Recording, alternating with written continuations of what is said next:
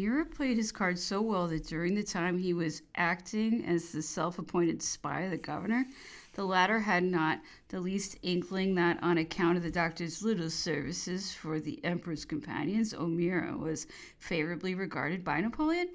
He was a provider of news, and occasionally he brought the emperor papers and pamphlets.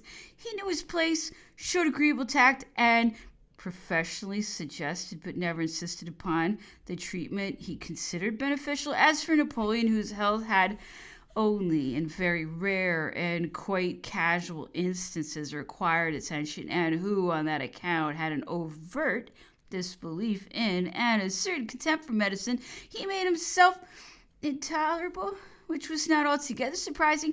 No one at Longwood knew that O'Meara's diligence was such that he carefully recorded all that the emperor said in his presence, firstly in making his report, and later in order to compile a journal from which he would reap the advantage. And Napoleon asserted that the surgeon was always there, only look after him and endeavor to comfort him. The sufferings he underwent most likely emanated from the development of a liver disease, probably hereditary, because his mother had left Corsica to take the waters at Bourbon, and at irregular intervals had spent periods at Vichy. The climate had conduced to make it worse, as any tropical climate would have done. The emperor was wholly unable to receive the only treatment which might have checked it, namely that of mineral waters. All the material conditions of his existence only caused its aggregation, and the face of an utter ignorance of the law of hygiene, those most rigidly enforced today. It is amazing how any one of the inhabitants of Longwood endured captivity in the absence of another doctor who might have been called in for an examination. The diagnosis of the emperor's disease rested with O'Meara. Its treatment was his business, and there was no one else to certify its nature or its gravity. This illness was irksome to Lowe and obstructed his regulations. O'Meara consequently became more and more repugnant to him. The strife increased, and the doctor seemed to take a delight in keeping the news from him. Besides, that soothed the emperor, who, whether he was ill or not, and he was, had everything to gain by being afflicted with an illness caused by the climate, and which, if it was not cured, would indicate a change of prison. Sooner or later, public opinion would be aroused, the bulletins of O'Meara would be given credence, and sympathy would inevitably go out to Napoleon, even if such had been his plan. Las Casas had not the distinction of being the first to broadcast these sensational complaints to Europe. They broke out before he left the Cape of Good Hope and immediately received all possible publicity, having had time to cover a lot of ground and to bring together those who were to judge them. We have seen that to reduce the cost of the Longwood household, Lord Bathurst requested the dismissal of 4 members: Captain Piankowski, whose departure no one regretted; Santini, whose exact duties were very vague; Rousseau, who had charge of the silver, but who was of little use since the sale of part of the plate; a young Archambault undergroom. They left on October 28th, 1816, but did not arrive at Portsmouth until February 25th, 1817. Rousseau and Archambault left immediately for the United States, where they were to carry verbal messages to King Joseph. Piankowski rejoined his wife in London, and with her devoted himself to lucrative swindling. Santini, who before leaving St. Helena had learned by heart the text of the emperor's protest against the Treaty of August 2nd, decided with his Corsican tenacity to give it all the publicity possible. He was on his own, he was poor, he spoke no English, but he struck lucky, for one of his compatriots whom he met in a London street took him, so he said, to Colonel Wilson, or to Macheroni asserted he confided in this colonel, to whom he had been sent by the prisoners, and although it is not known for certain, it is very probable that Wilson played the chief part. He devoted himself to the publication of his pamphlet in English and French from Santini's dictation, appealed to the English nation upon the treaty meted out to Napoleon Bonaparte on the island of St. Helena, which ran into 7 editions in less than a fortnight. Finally, he introduced Santini to Lord Holland,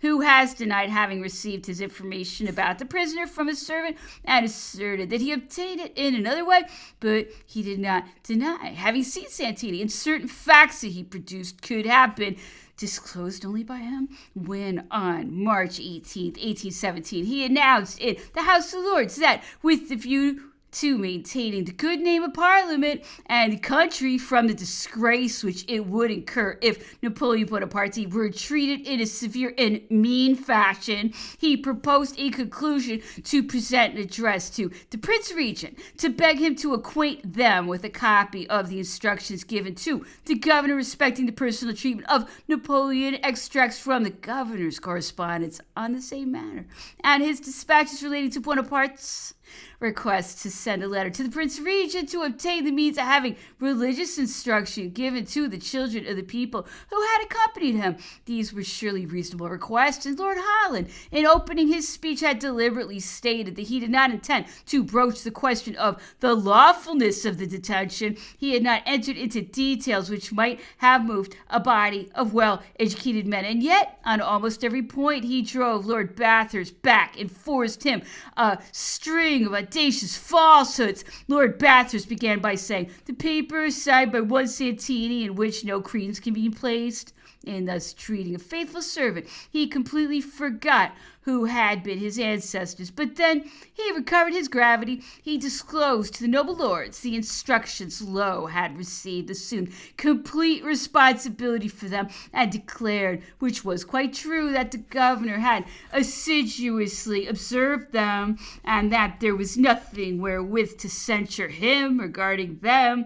In the dispatches which Lowe had sent him, he found all the evidence he need call regarding secret correspondence and restriction of the limits within which Napoleon was permitted to walk unaccompanied, a restriction which Lowe had considered unavoidable, since he had found that the general had abused the confidence reposed in him by conversing with the inhabitants. He cleverly imagined the eventuality of an escape in order to justify the precautions he had taken. He asserted that Longwood was the most pleasant and healthy spot of the whole island, and that there had never been any question at the Congress of Vienna regarding Napoleon's deportation to St. Helena. He then entered into details of expense, boasted of his generosity, because the Council of Ministers had, upon Lowe's request, raised from £8,000 to £12,000 his contribution to an expense which could not have been less than £17,000 to £18,000. He did not say a word about the money demanded of the emperor, but he inspired fear when he spoke of the huge resources which Napoleon had at his disposal in Europe, and concluded by a reference to the claims of the Frenchmen, the effect of which was irresistible. Immediately it was shown that the 9 members of Bonaparte's suite consumed 266 bottles of various wines, plus 42 bottles of porter each fortnight, in spite of the fact that Lord Holland did not reply, and that after a short debate in which the Marquis of Buckingham and Lord Darnley supported the ministry, the motion was rejected without a division. Lord Bathurst, triumphant before the Lords, was not so. In public opinion, this pamphlet of Santini, despite its having been turned into ridicule, sold by the thousands in its natural realism, put it on a plane, and a very high one with it, with Warden's letters of the mysterious manuscript Venu de Saint-Helene, which attracted universal attention and aroused wonderful enthusiasm. One had to wait for the emperor to reply to Lord Bathurst. He had no knowledge of his speech for 3 months, and then he spent until July in his reply, did not send it to Lowe and the commissioners until October, and consequently it did not reach Europe until the end of the year. The observations through the discours de Lord Bathurst were printed only in English and seem to have remained unknown in France until 1821. In it was read, "Everything is lacking, St. Helena. Lord Bathurst's statements upon these matters are, more than half of them, untrue. The speaker takes a delight in publicly discussing matters which, by their very nature, are despicable and lend themselves to ridicule, and what contempt there is in the tone and the style of the honorable minister. It is the same in that part of his correspondence which has been made public in 15 or 20 generations. Reading the speeches and instructions of Lord Bathurst, his descendants will excuse themselves from being of the same blood as he who, by a mixture of savage hatred and ridiculous cowardice, has tarnished the moral character of the English people at a time when her victorious flags cover the world. There was no need for these harsh statements, because public opinion had avenged itself of the embarrassing lies of the English minister, of his peremptory assertions, and of his compassion, which was the worst of his insults. I think I ought to add, wrote this man to Hudson Lowe a month after delivering his speech, that there is in this country no unwillingness to grant him decent meals or particular wine. That is sufficient. He offers wine to the emperor. The wine he prefers, so I have always heard say, is Burgundy. He will give Napoleon as much Burgundy as he likes.